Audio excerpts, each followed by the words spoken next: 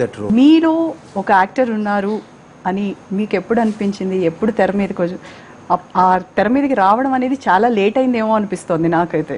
అంటే నా అంతటగా నేను ఎప్పుడు రావాలనుకోలేదు. నా అంతటగా నేను పెద్ద నటుడిని, మహానటుడిని, ఒక కమల్ హాసన్ గారికి కూడా నేర్పగలను, ఒక చిరంజీవి గారికి కూడా నేర్పగలను, చేయించగలను అనే నమ్మకం కానీ ఓవర్ కాన్ఫిడెన్స్ కానీ నాకు ఎప్పుడు లేదు.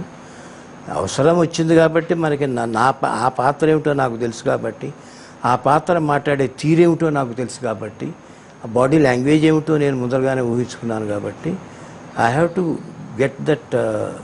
ఆ ఫార్మ్ వచ్చేంత వరకు నేను వాళ్ళతో స్ట్రగుల్ అవ్వాల్సింది. కమల్ హాసన్ గారు, బాలసుబ్రహ్మణ్యం గారు ఒత్తిడితోనే మీరు, వాళ్ళ బలవంతంతో మీరు వచ్చారు. వాళ్ళకి థ్యాంక్స్ చెప్పుకోవాలేమో మీరు. జీవితాంతం చెప్పుకోవాలి. నేను కూడా చెప్పుకోవాలి కదా. నన్ను ఒక మలిపి ఒక అరంగేట్రం చేయించిన వాళ్ళు కదా వాళ్ళు, ఇటు రండి అని చెప్పిన వాళ్ళు. I'm very grateful to.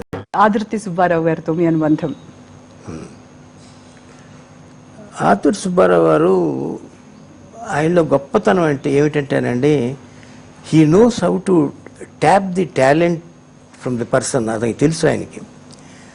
ఇప్పుడు సపోజింగ్ నాలో ఒక క్రియేటివ్ ఇన్స్టింక్టివ్, వీడు ఏదైనా చెప్తే దాని మీద అల్లుకుపోతాడు అని కనుక చెప్పకుండా ఒక చిన్న పాయింట్ చెప్పేసి, మన పుస్తకం చదివానయ్యా నేను, పుస్తకం చదివితేనేమో దాంట్లో గమ్మత్తుగా ఒక పాయింట్ ఉంది.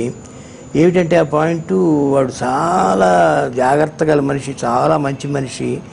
పెళ్ళామేమో పుట్టింటికి పురుడికి వెళ్ళింది. వెళ్ళినప్పుడేమో వాడికి రెపరెప్పలాడి ఒక ప్రాస్టిట్యూట్ దగ్గరికి వెళ్దామని వెళ్ళాడు. వెళ్తూ అక్కడ ఉంటే సిగరెట్ అక్కడ కొనుక్కుందాం ఒకటి అని చెప్పి ఆ షాప్ దగ్గరికి వెళ్ళాడు. సిగరెట్ కొనుక్కున్నాడు. ఆ అమ్మాయి దగ్గరికి వెళ్ళాడు, ఆ ఫ్లాట్ దగ్గరికి వెళ్ళి అక్కడ చూడంగానే అమ్మాయి చచ్చిపడింది. ఇన్వెస్టిగేషన్ మొదలైంది.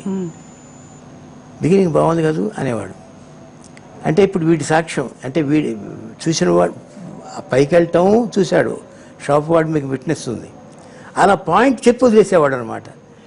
నాకేమో నా ఇంట్రెస్ట్ కొద్దీ దాని మీద వర్క్ చేసి అట్లా నాకున్న ఇది గుర్తించి ఆయనే ఫస్ట్ టైం మూగ మనసులకి సెకండ్ యూనిట్ డైరెక్టర్గా నన్ను నియామకం చేసుకుంది ఆయనే.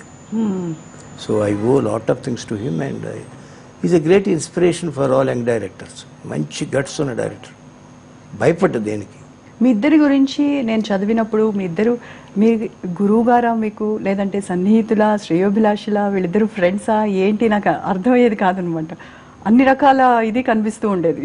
ఎందుకంటే అలాంటిది ఆయన ఏనాడు నాకు ఈయన అసిస్టెంట్ అనే ఇది కలిగించలేదు.